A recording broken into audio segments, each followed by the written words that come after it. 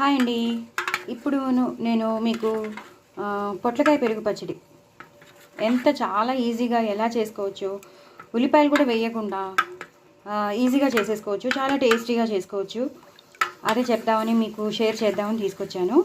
So ఇలా మనం చిక్కటి పెరుగు మనం తీసి పెట్టుకుంటే మాత్రం మనం పెరుగు పచ్చడి ఈజీగా చేసేసుకోవచ్చు. పొట్లకాయ పెరుగు పచ్చడి నేనేమో పొట్లకాయ కూర చేశాను, కొబ్బరి వేసి, అల్లం, పచ్చిమిర్చి, కొబ్బరి, జీలకర్ర వేసి అది నేను కూర చేశాను అనమాట.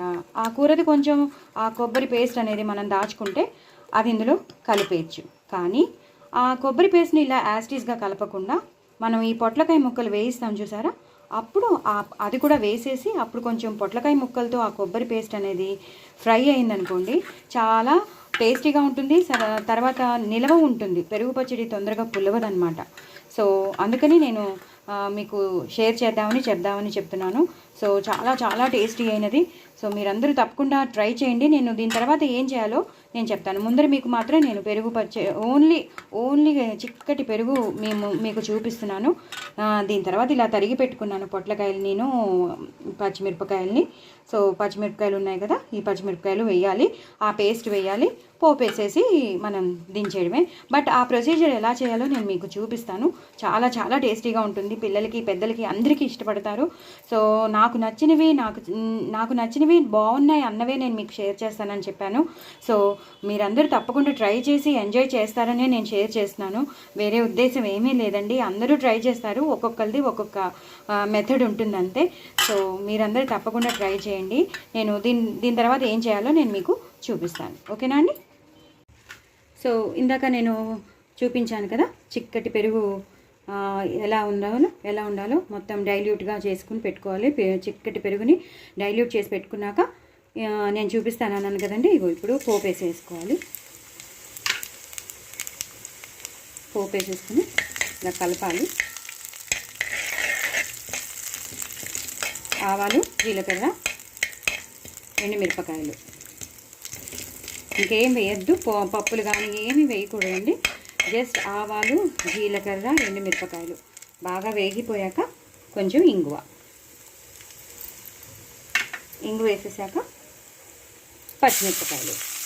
ఇందాక మనం కొబ్బరి పేస్ట్లో పచ్చిమిరపకాయలు, అల్లం వేసాం కాబట్టి ఆ కారం సరిపోతుంది. సో ఈ పచ్చిమిరపకాయలు వేస్తాం కాబట్టి ఇంకా వేరే ఎండు కారం కానీ ఏం వేయక్కర్లేదు. జస్ట్ ఇవి చక్కగా వేగిపోయాక, ఇలా వేగిపోయాక, ఎండుమిరపకాయలు వేగిపోయాయి, ఇంగు పోపు వాసన గుమాయిస్తుంది. ఇలా వేగిపోయాక అప్పుడు మీరు ఈ పొట్లకాయ ముక్కలు ఉన్నాయి చూసారా, ఈ పొట్లకాయ ముక్కల్ని వేసుకోవాలి. మనం చేసేది పొట్లకాయ పెరుగు పచ్చడి కాబట్టి చాలా సన్నగా తరుక్కోవాలి. సన్నగా తరుక్కుంటే ఈజీగా ఉంటుంది, తినడానికి, చూడడానికి అన్నిటికీ బాగుంటుంది.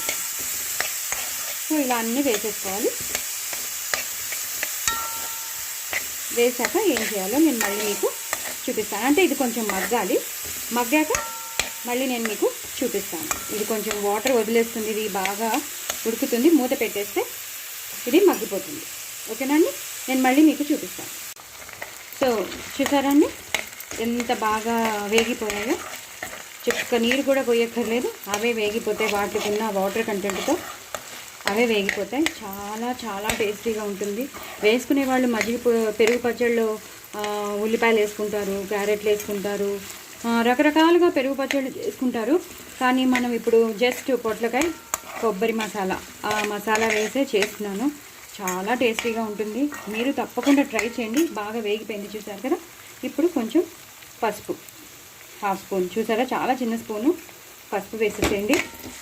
పసుపు వేసి కలిపేసాక కొంచెం కరివేపాకు వేసేసేయండి. లాస్ట్లో గార్నిష్కి కొంచెం ఉంచుకోండి, కొంచెం వేసేసేయండి.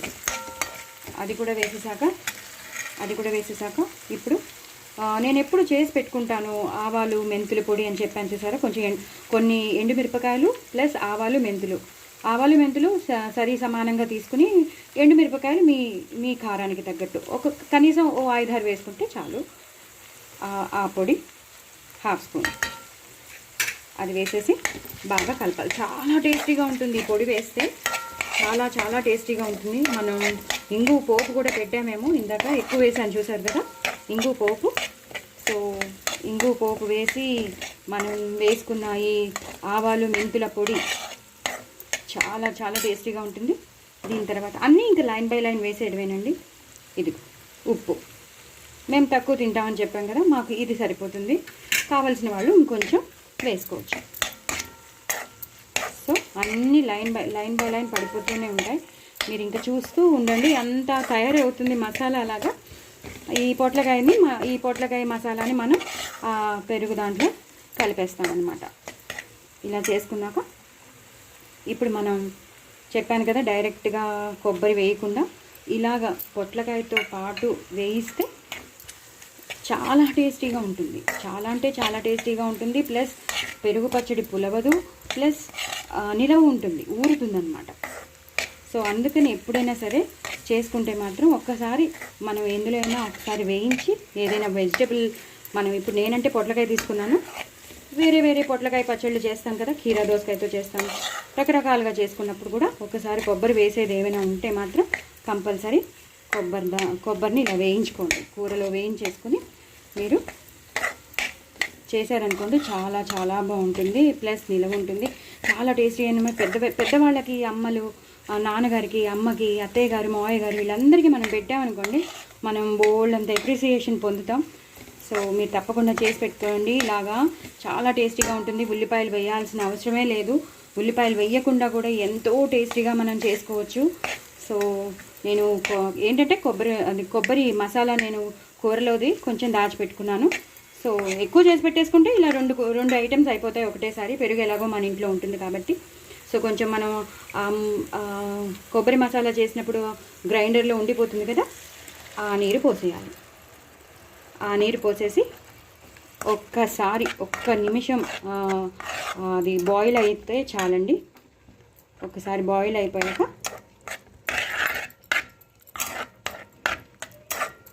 ఉడికొచ్చేస్తుంది చూడండి. ఇప్పుడు బాయిల్ అవుతూ ఉంటుంది. ఎప్పుడైతే బాయిల్ అయిపోతూ ఉంటుందో మనం బంద్ చేసేయచ్చు. ఇంకా ఒక నిమిషం ఆగాలి మనం. అదిగో బాయిల్ అయిపోతుంది చూసారా, చెప్పాను కదా బాయిల్ అయిపోతుంది. ఇప్పుడు మనం కొంచెం కరివేపాకు, కొత్తిమీర వేసేసుకోవాలి. కొంచెం గార్నిష్కి దాచుకోండి, కొంచెం వేసేసేయండి. వేసేసి కొత్తిమీర మాత్రం ఎక్కువ వేయాలి. కరివేపాకు, కొత్తిమీర, అస్సలు ఇంగు అనేది ఇలాంటివి అస్సలు మనం కాంప్రమైజ్ అవ్వద్దు. మంచిగా వేసుకోవాలి, అప్పుడే టేస్ట్ ఉంటుంది. మీకు బాగా కనబడుతుంది కదా, ఈ కొబ్బరి పేస్ట్లో ఈ పొట్లకాయ ముక్కలంతా కలిసిపోయింది. మనం పోపు కూడా వేసేసాం, ఇంకేం ఒప్పలేదండి. దీన్ని నేను పెరుగులో ఎలా కలుపుతానో మీకు చూపిస్తాను. ఓకేనా అండి? ఇప్పుడు మనం ఇందాక చూసారు కదండి, నేను చేశాను కదా కొబ్బరి మసాలా విత్ పొట్లకాయది అంతా వేసేసేయాలి. మొత్తం అంతా వేసేసి